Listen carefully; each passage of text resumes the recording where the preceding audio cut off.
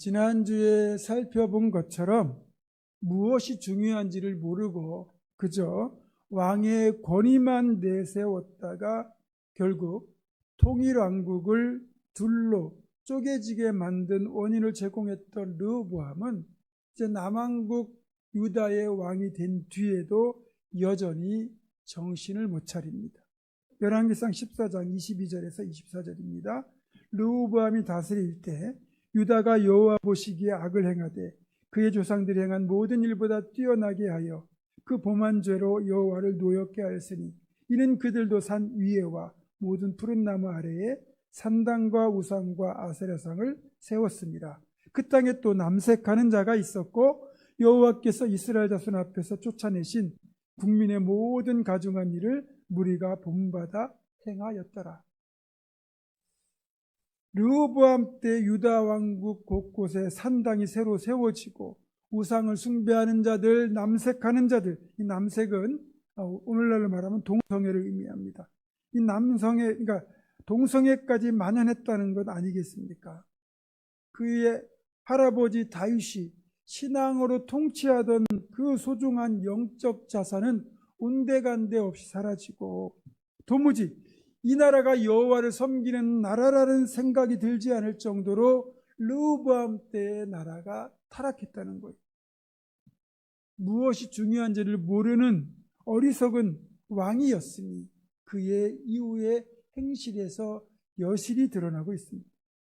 하나님은 이런 르호보암을 이집트의 파라오인 시삭이 이끄는 군대의 침공을 통하여 예루살렘이 정복되는 징계를 보여주셨습니다. 열왕기상 14장 25절 26절입니다.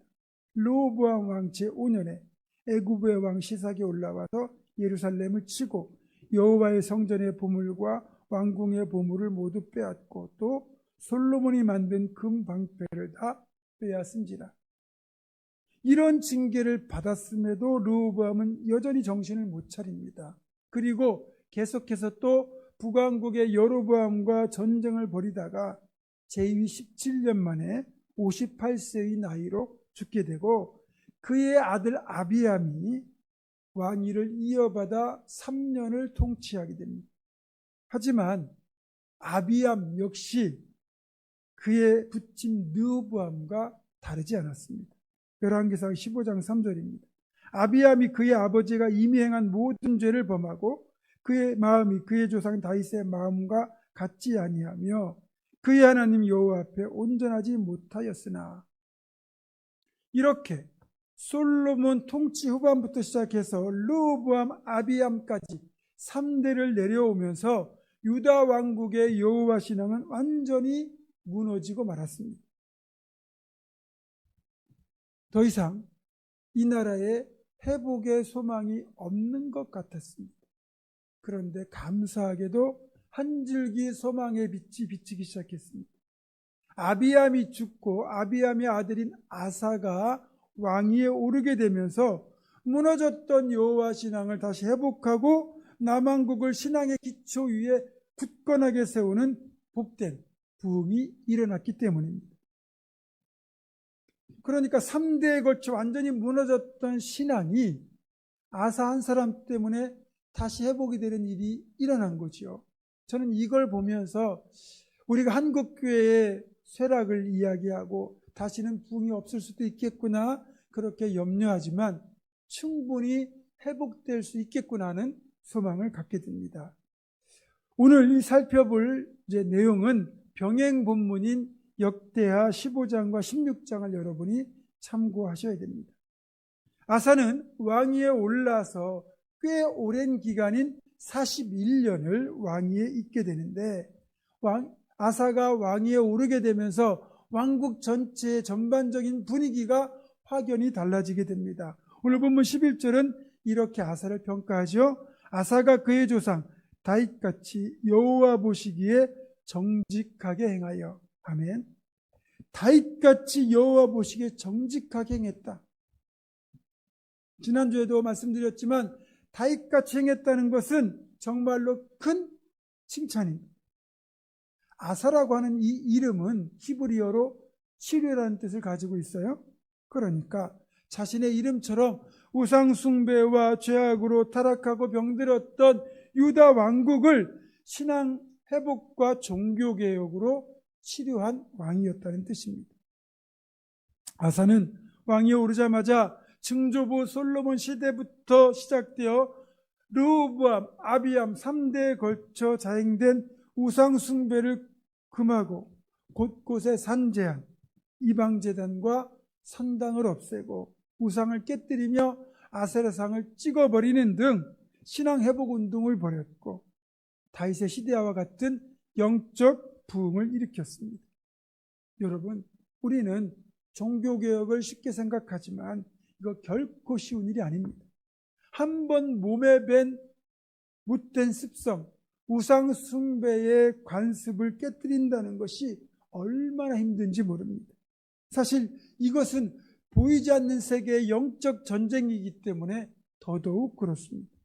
아사는 이런 거센 저항을 뚫고 나라 안에 가득했던 우상들과 산당들을 다 없애버렸고 또 여호와 신앙을 회복시켰습니다. 심지어 자신의 할머니인 마아가가 아세라 목상을 만들자 태후의 자격을 박탈해 버릴 정도였습니다. 본문을 보면 마아가가 아사의 어머니처럼 나와 있지만 역대기 기록을 보면 이 마아가는 그의 조부, 즉 그의 할아버지인 르호보암의 아내였습니다. 그러니까 실제로는 아사의 할머니라고 봐야 되죠. 일반적으로 자신의 아버지 선대 왕이 사망을 하고 그리고 그의 아내인 어머니가 생존할 때 이 부왕의 아내가 생존하면 정치적인 역할을 감당하게 되는 경우가 있거든요. 그럴 때 이 정치적인 역할을 감당하는 그 직분을 태후라고 칭하게 됩니다. 그러니까 마아가를 태후라고 불렀다는 것은 이 마아가가 우리로 말하면 대왕 대비마마처럼 아사왕이 아직 어렸을 때 아사왕을 지켜주고 돌봐준 고마운 존재이면서 아사가 왕이 되었을 때 아직 나이가 젊었기 때문에 아사왕을 대신하는 일종의 섭정을 하는 정치적 실세였다고도 볼 수 있습니다. 그러니까 자신을 키워준 존재이고 섭정을 했던 정치적 실세였다는 이 마아가의 태후의 지위를 박탈했다는 건 상당한 위험을 감수해야 됩니다. 일단 도덕적으로는 고마운 할머니를 그렇게 폐위하는 만행을 저지르는 것이고 또 정치적으로는 아직도 마아가가 실세일 수도 있기 때문에 역풍을 맞을 수도 있습니다.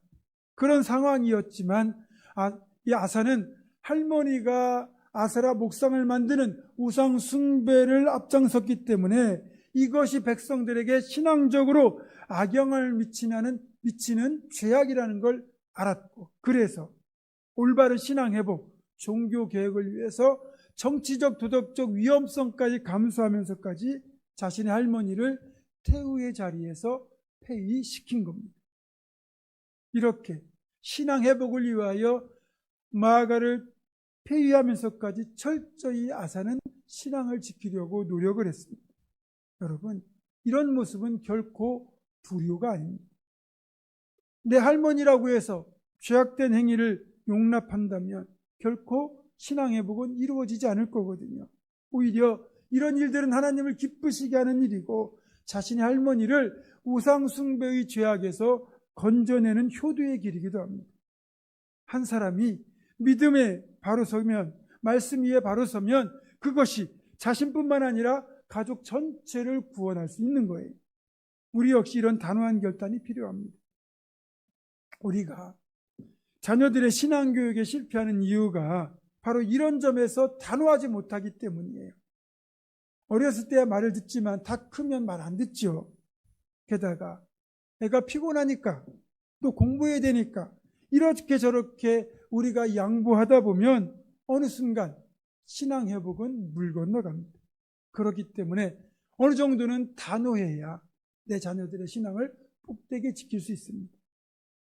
하나님께서는 아사의 이런 종교개혁과 신앙 회복 운동을 보면서 무척 이를 기쁘게 여기셨고 그런 아사와 유다 왕국의 구수가 침입하기 전까지 무려 10년 동안 유다 왕국에 평안을 부어주셨어요. 여러분, 전쟁은 우리는 겪어보지 않은 세대잖아요. 전쟁을 겪어본 세대가 이제는 별로 남아 계시지 않은데, 여러분, 지금 이 전쟁이 벌어지고 있는 우크라이나 땅이나 저 팔레스타인 땅은 사람이 살 수 없는 땅이 되어버렸습니다. 전쟁으로 인하여 사랑하는 가족이 사라지죠. 삶의 터전이 망가지죠. 그리고 앞날에 대한 소망 자체가 완전히 사라집니다. 그래서 전쟁은 어떻게든 피해야 됩니다. 그런데 솔로몬 통치 후반부부터 이 유다 땅에는 전쟁이 그치지 않았어요. 그래서 르호보암 시대, 아비암 시대까지 전쟁이 계속되던 이 땅에 이제 아사의 이 신앙 회복 운동을 통하여 하나님 평안을 주셔서 한동안 평안을 누리는 복된 은혜가 임한 겁니다. 신앙이 바로 서면 평안이 임하는 거예요. 여러분의 신앙으로 인해 여러분 자신과 여러분의 가정에 이런 편의 은혜가 임하기를 축원합니다. 또 우리의 신앙과 우리의 충성으로 인해 우리 교회 공동체에도 평안이 가득하기를 축원합니다. 정말 하나님 주시는 하늘 평안이 가득 임해서 여러분의 마음이 행복하고 삶이 행복하여 천국의 평안과 기쁨을 이 땅에서도 풍성하게 누리기를 주님의 이름으로 축원합니다. 그리고 아사의 신앙을 확실하게 파악할 수 있는 또 하나의 사건이 역대기에 기록되어 있습니다. 10년 동안 이렇게 하나님 주시는 평안을 누리던 아사와 남유다 왕국 앞에 절체절명의 위기가 닥쳐옵니다. 구스 출신의 세라라고 하는 사람이 군대 100만을 이끌고 유다를 침공해 온 겁니다. 아사는 남왕국의 모든 동원 가능한 군사를 다 동원하여 이들을 막아서지만 결코 이기기 어려운 쉽지 않은 전쟁이었고, 만약에 이번에 크게 패한다면 대다수의 군사력을 잃게 되기 때문에 왕국 자체의 존립이 위협을 받게 될 겁니다. 놀랍게도 아사는 이 위기 앞에서 철저히 하나님만을 의지합니다. 사람이나 군대를 의지하지 않고 오직 여호와 하나님만 의지하며 기도로 하나님께 도우심을 구합니다.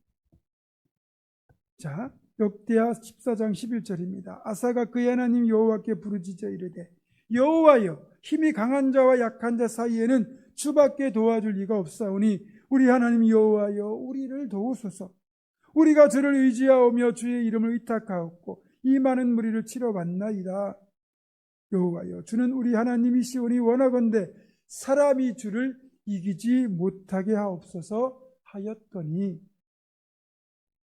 하나님은 아사의 이런 간절한 믿음의 기도를 외면하지 않으셨습니다.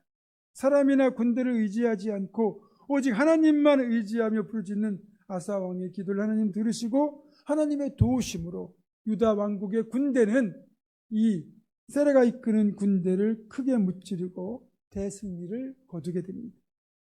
전쟁이 하나님께 속한 것임을 알고 믿는 자, 그래서 철저히 하나님을 의지하는 자를 하나님은 반드시 도우십니다.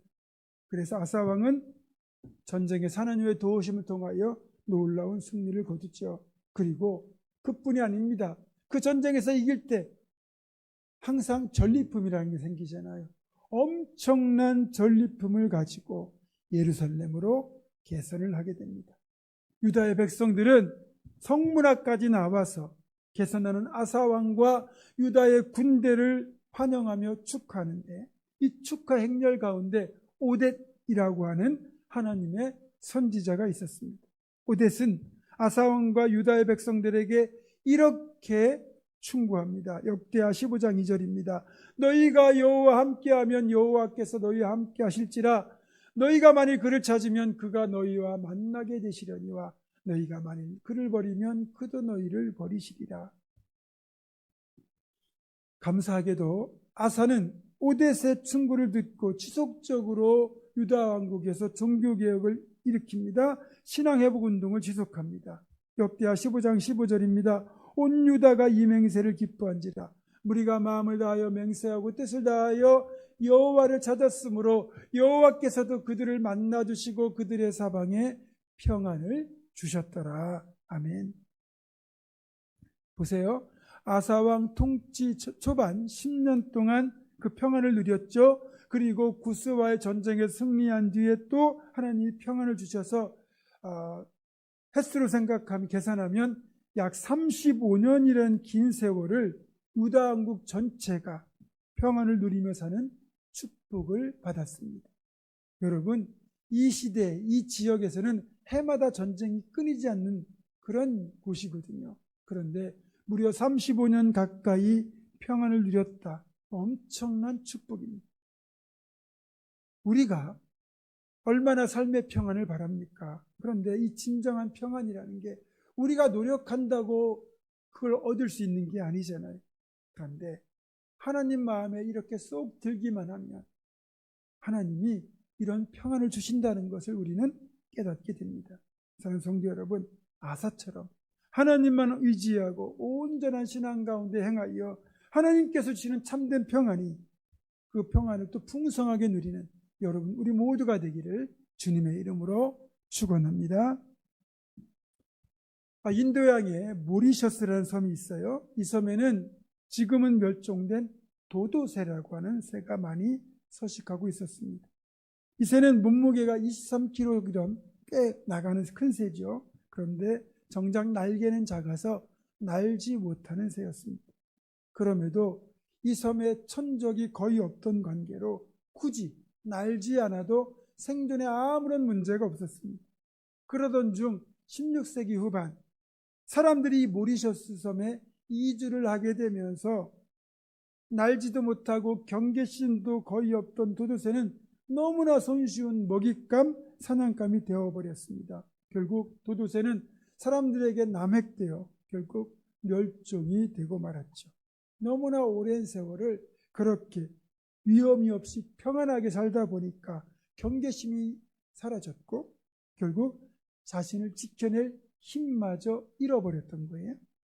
제가 왜 이 말씀을 드리는가 하면 우리가 평안을 누리는 것 참 복된 일입니다.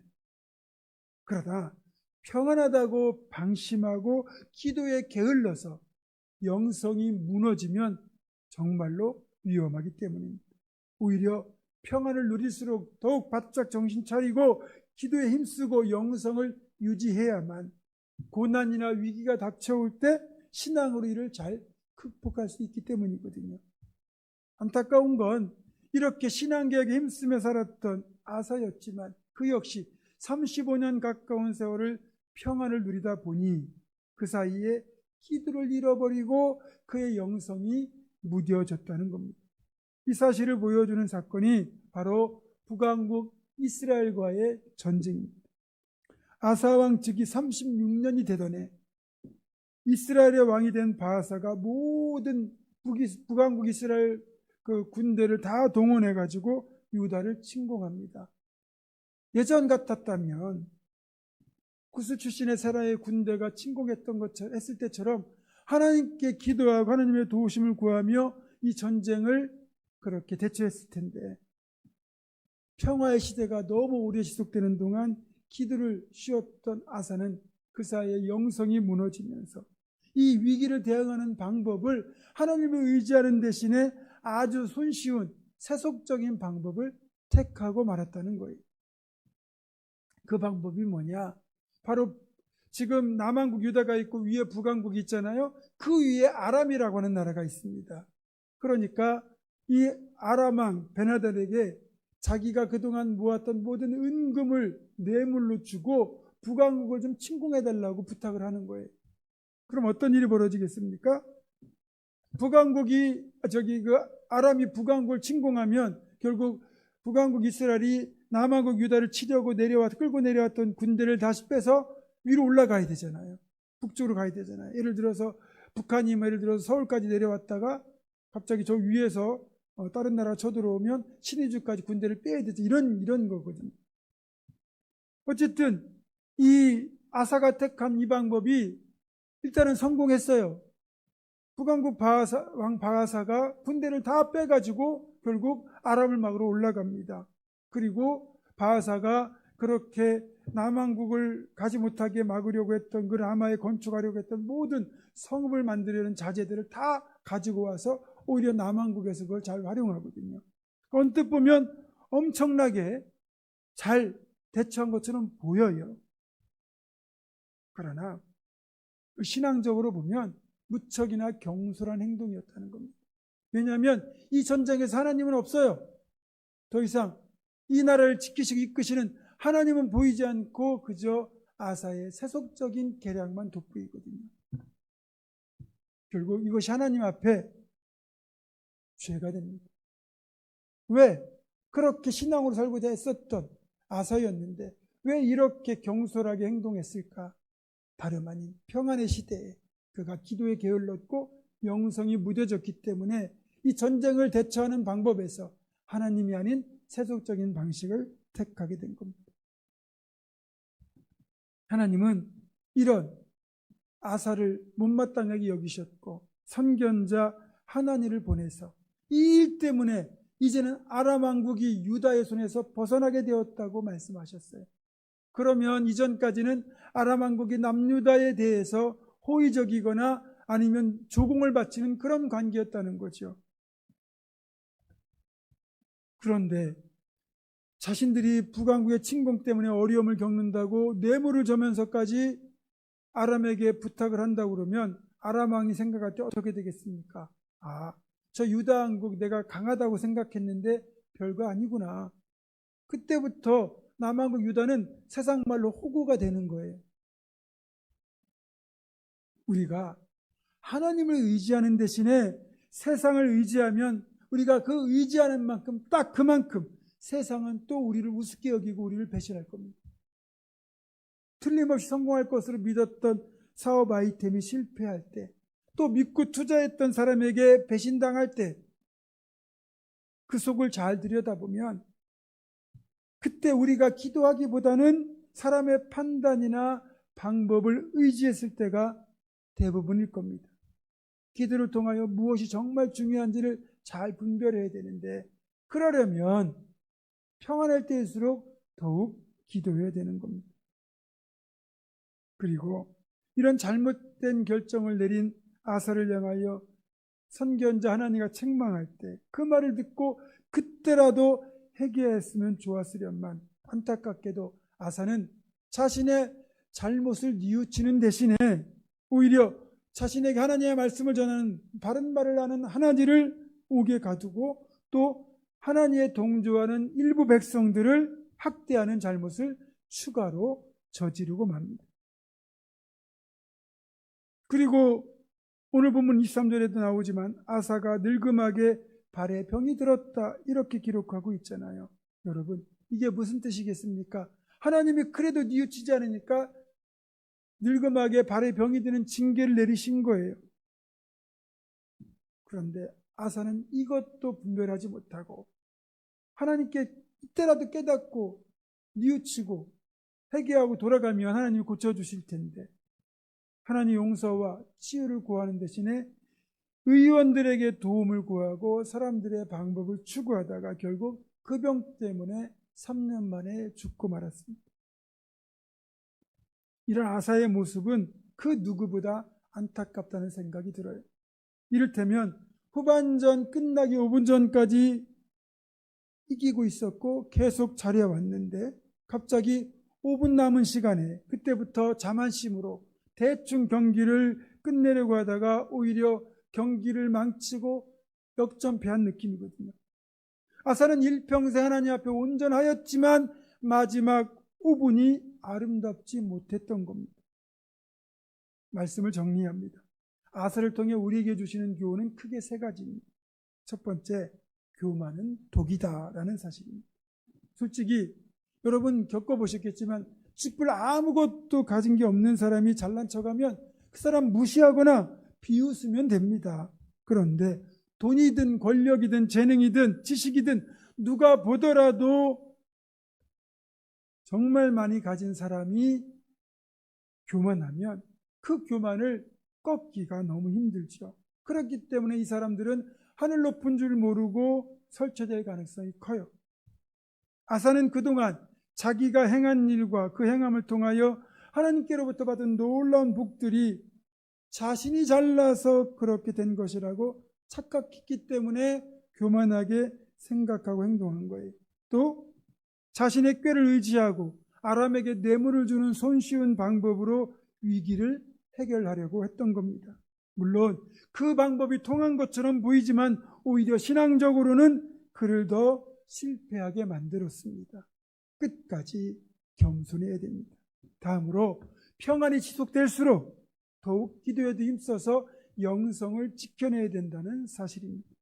아사는 마치 모리셔스 섬의 도도새와 같이 오랜 평안을 누리게 되면서 기도하지 않게 되었고 영성이 무너지고 말았고 그것이 하나님보다 세상의 방법을 더 의지하는 것으로 이어졌습니다. 우리도 평안할수록 더욱 기도해야 됩니다. 평안이 지속되면 어느 순간부터 우리는 기도를 잃어버리게 돼요.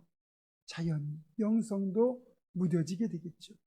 그럴 때 고난이나 유혹이 찾아오면 우리는 여지없이 무너질 수밖에 없습니다. 우리는 고난이 없는 평안을 달라고 또 그 평안이 지속되기를 간구하지만 우리 삶에서 고난이 완전히 사라지지 않는 이유, 그것은 바로 우리로 하여금 신앙이 무뎌지지 않고 계속 기도할 수 있도록 이끄시는 하나님의 은혜인 겁니다. 마지막으로 여러분, 끝까지 잘해야 진짜 잘하는 것이라는 사실입니다. 아사는 정말 잘하다가 마지막 5분을 잘못했고 결국 마무리에 실패하고 말았습니다. 언제나 처음처럼이란 말이 있어요.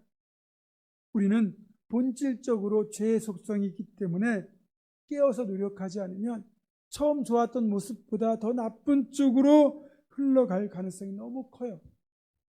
그래서 우리가 늘 영적으로 긴장하고 깨어 있어야 끝까지 잘할 수 있는 겁니다. 사랑하는 성도 여러분, 지금 여러분들께서 보여주고 있는 이 아름다운 신앙의 모습이 끝까지 변하지 않기를 바랍니다. 절대로 교만하지 않고 고난을 만날 때도 기도해야 되지만 평안할 때 더욱 기도에 힘쓰기를 바랍니다. 무엇보다 주님 앞에서는 그날까지 변함없이 하나님만 의지하며 나아가는 복된 믿음의 사람들이 다 되시기를 주님의 이름으로 축원합니다. 기도하겠습니다. 우리를 사랑하시는 아버지 하나님, 늘 겸손하게 하나님만 의지하게 하시고 고난을 겪을 때도 평안할 때도 늘 깨어 기도하게 하시고 끝까지 충성하는 성도가 되게 하여 주시옵소서.